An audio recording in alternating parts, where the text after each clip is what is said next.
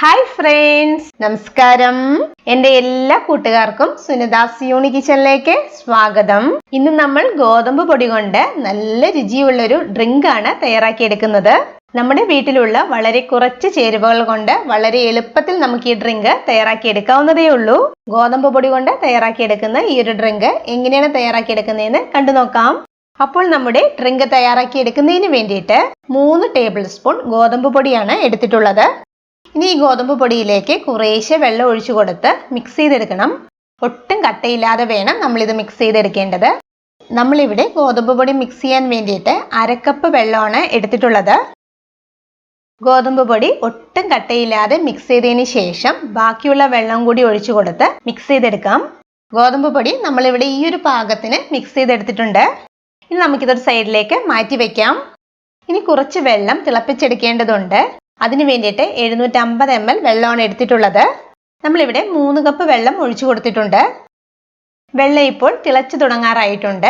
ഈ ഒരു ടൈമിൽ നമ്മൾ നേരത്തെ മിക്സ് ചെയ്ത് വെച്ചിരുന്ന ഗോതമ്പ് പൊടി ഉണ്ടല്ലോ, അത് ഒന്നുകൂടി നല്ലതുപോലെ ഇളക്കിയതിന് ശേഷം നമുക്കിതിലേക്ക് ഒഴിച്ചു കൊടുക്കാം. ഇനി ഗ്യാസ് ലോ ഫ്ലെയിമിൽ കണ്ടിന്യൂസ് ആയിട്ട് ഇളക്കി കൊടുത്ത് നമുക്കിതൊന്ന് കുക്ക് ചെയ്തെടുക്കണം. ഗ്യാസ് ഫ്ലെയിം കൂട്ടി വെക്കരുത്. ഗോതമ്പ് പൊടി ആയതുകൊണ്ട് തന്നെ പെട്ടെന്ന് തന്നെ കുറുകി വരികയും ചെയ്യും. ഗോതമ്പ് പൊടി കുക്കായിട്ട് കിട്ടുകയുമില്ല. അതുകൊണ്ട് തന്നെ ഗ്യാസ് ലോ ഫ്ലെയിമിൽ ഇളക്കി കൊടുത്ത് ഇതൊന്ന് വേവിച്ചെടുക്കണം. ഇപ്പോൾ ഇത് ചെറുതായിട്ട് കുറുകി വന്നിട്ടുണ്ട്. ഇപ്പോൾ ഒരു 3 മിനിറ്റ് ആയപ്പോഴേക്കും ഈ ഒരു പാകത്തിന് നമുക്കിവിടെ കുറുകി വന്നിട്ടുണ്ട്. ഇപ്പോൾ ഗോതമ്പ് പൊടിയുടെ ആ ഒരു പച്ച ടേസ്റ്റൊക്കെ മാറി വെന്ത് വന്നിട്ടുണ്ട്. ഈ ഒരു പാകത്തിന് കുറുകി കഴിയുമ്പോൾ നമ്മുടെ മധുരത്തിന് ആവശ്യത്തിന് വേണ്ട ശർക്കര ഉരുക്കിയത് ചേർത്ത് കൊടുക്കണം. നമ്മളിവിടെ 150 ഗ്രാം ശർക്കരയാണ് ചേർത്ത് കൊടുത്തിട്ടുള്ളത്. കപ്പളവിൽ ഏകദേശം ഒരു 1/4 കപ്പോളം ശർക്കര ഗ്രേറ്റ് ചെയ്തെടുത്തിട്ടുണ്ട്. അതിലേക്ക് ഒരു 1/4 കപ്പ് വെള്ളം ഒഴിച്ചു കൊടുത്ത് ഉരുക്കി അരിച്ചെടുത്തിട്ടാണ് നമ്മളിവിടെ ഉപയോഗിച്ചിട്ടുള്ളത്. ഈ ഒരു അളവിൽ നമ്മുടെ ഡ്രിങ്കിന് കറക്റ്റ് പാകത്തിനുള്ള മധുരമാണുള്ളത്. ശർക്കരപ്പാനി ചേർത്തതിന് ശേഷം നല്ലതുപോലെ തിളച്ച് ഇതൊന്ന് കുറുകി വരണം. 2-3 മിനിറ്റ് നേരം നല്ലതുപോലെ തിളച്ച് കഴിയുമ്പോഴേക്കും ആ ഒരു പാകത്തിന് വന്നിട്ടുണ്ടാകും. ഇപ്പോൾ ഈ ഒരു പാകത്തിന് ഇവിടെ കുറുകി വന്നിട്ടുണ്ട്. ഈ ഒരു പാകത്തിന് കുറുകി വരുമ്പോൾ നമുക്കിതിലേക്ക് ചിരകിയ നാളികേരം ചേർത്ത് കൊടുക്കണം.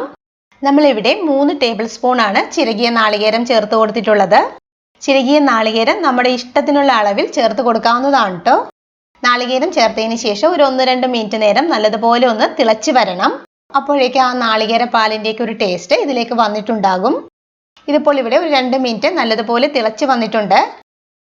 ഇനി നമുക്കിതിലേക്ക് നല്ലൊരു ഫ്ലേവറിന് വേണ്ടിയിട്ട് ഏലക്കാപ്പൊടി ചേർത്ത് കൊടുക്കാം.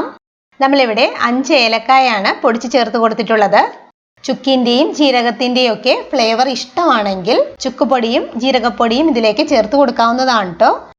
ഏലക്കാപ്പൊടി ചേർത്ത് നല്ലതുപോലെ ഒന്ന് മിക്സ് ചെയ്തതിന് ശേഷം ഇനി നമുക്കിത് തിളയ്ക്കേണ്ട ആവശ്യമില്ല. ഗ്യാസ് ഓഫ് ചെയ്യാം. നമ്മുടെ ഈ ഒരു ഡ്രിങ്ക് ഇരുന്ന് കഴിയുമ്പോൾ കുറച്ചും കൂടി തിക്കായിട്ട് വരും. അതുകൊണ്ട് തന്നെ ഈ ഒരു കൺസിസ്റ്റൻസിയിൽ നമുക്ക് ഗ്യാസ് ഓഫ് ചെയ്യാം. ഫൈനലി ഇതിലേക്ക് അല്പം കാഷ്യൂസും റൈസിൻസും നെയ്യിൽ വറുത്ത് ചേർത്ത് കൊടുക്കുന്നുണ്ട്. ഇത് ഓപ്ഷണൽ ആണ്. ഇങ്ങനെ ചേർത്ത് കൊടുത്തില്ലെങ്കിലും നമ്മുടെ ഡ്രിങ്ക് കഴിക്കാൻ നല്ല ടേസ്റ്റ് തന്നെയായിരിക്കും. നെയ്യിൽ കാഷ്യൂസും റൈസിൻസും വറുത്ത് ചേർക്കുമ്പോൾ നമ്മുടെ ഡ്രിങ്കിന് കുറച്ചും കൂടി ടേസ്റ്റ് കൂടുതലായിരിക്കും. ഈ ഒരു ഡ്രിങ്ക് കുഞ്ഞുങ്ങൾക്കൊക്കെ ഒത്തിരി ഇഷ്ടമാകും. ഇതിന് ശർക്കര പായസത്തിൻ്റെയൊക്കെ ആ ഒരു ടേസ്റ്റ് ആണുള്ളത്. അപ്പോൾ ഇത്രയേ ഉള്ളൂ. ഞാനിവിടെ 2 ഗ്ലാസ്സിലേക്ക് സെർവ് ചെയ്യുവാണ്.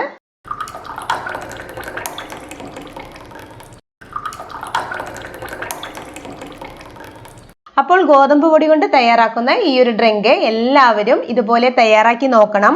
ഉറപ്പായിട്ടും എല്ലാവർക്കും ഇഷ്ടമാകും.